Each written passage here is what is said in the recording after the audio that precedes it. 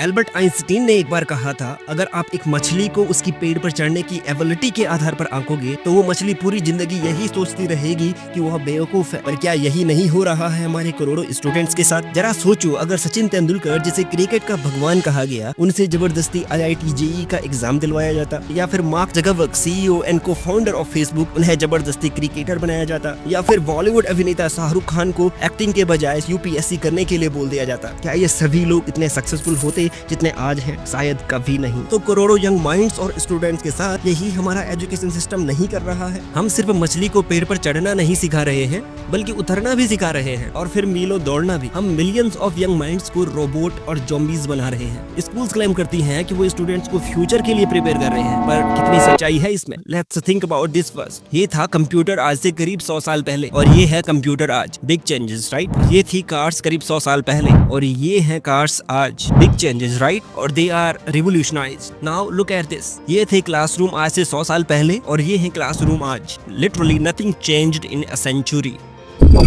तब so called modern schools बनाई गई थी इंडस्ट्रियल रेवोल्यूशन को सस्टेन करने के लिए, ओबेडिएंट फैक्ट्री वर्कर्स और क्लर्क्स को पैदा करने के लिए। पर आज नथिंग चेंज। वही टीचर्स का माइंडसेट और वैसे ही स्टूडेंट्स का। सभी स्टूडेंट्स के लिए सेम ड्रेस कोड, क्लासरूम में चुपचाप बैठना, कुछ पूछना है तो हाथ खड़ा करना, 8 घंटे का स्कूल आवर्स और बीच में खाना खाने के लिए शॉर्ट ब्रेक्स, और फाइनली कम्पीट करना for a letter A means you are a valuable product. आज दुनिया काफी आगे पहुंच गई है, और हमें वो ब्रेन्स चाहिए जो क्रिएटिव हो, क्रिटिकली सोच सके और इंडिपेंडेंटली लोगों के साथ कनेक्ट कर पाए। But schools are destroying this. They are not making mens for the future. कई सारी साइंटिफिक स्टडीज ये क्लियर कर चुकी हैं कि कोई भी 2 ब्रेन सेम नहीं हो सकते, तो सबके लिए so called one size fit for all क्यों? सोचिए क्या होगा अगर एक डॉक्टर एग्जैक्ट सेम दवाई अपने सभी मरीजों को प्रेस्क्राइब करने लगे। The results will be terrifying. बहुत सारे लोग बीमार पड़ने लगेंगे। तो स्कूल के लिए ये जस्ट द सेम अप्रोच क्यों? One teacher 200 students. Every student is different. Their capabilities are different. Their resources, strength, dreams,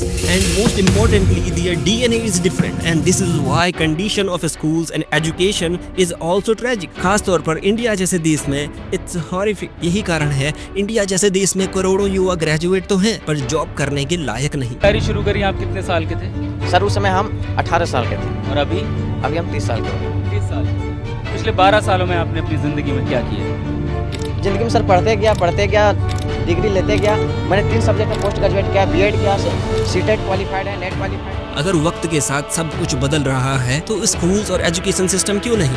क्यों स्कूल्स आज भी 1800 वाले माइंडसेट के साथ चल रहे हैं? So I think colleges are basically for fun and to prove you can do your chores, but they're not for learning. क्या ये हमारी जिम्मेदारी नहीं है कि स्कूल्स को मॉडर्न टाइम के हिसाब से लेटेस्ट टेक्नोलॉजी के साथ अपग्रेड किया जाए? It's okay if someone says math science is important, but क्या आर्ट्स, डांस, स्पोर्ट्स इम्पोर्टेंट नहीं है? क्या हर एक बच्चा बिना किसी डिस्क्रिमिनेशन के ये डिजर्व नहीं करता कि वो अपनी पसंद का सब्जेक्ट ले, अपनी पसंद का स्पोर्ट्स खेले, जो उसकी ऑल राउंड ग्रोथ के लिए जरूरी है? यदि फिनलैंड जैसे देश स्कूल सिस्टम को अपग्रेड और रिवोल्यूशनाइज कर सकते हैं, तो हम क्यों नहीं? इंडिया की टोटल पॉपुलेशन का 20% स्टूडेंट पॉपुलेशन है, और इन फ्यूचर ये लोग इंडिया का 100% फ्यूचर होंगे। So let them achieve their dreams. This is not the time to make the fish climb a tree, but to swim across the water and live the life with confidence, where they can believe in themselves, live with dignity and integrity and highest moral values. Indian education system कैसे million of students को बर्बाद कर रहा है? Watch this video here.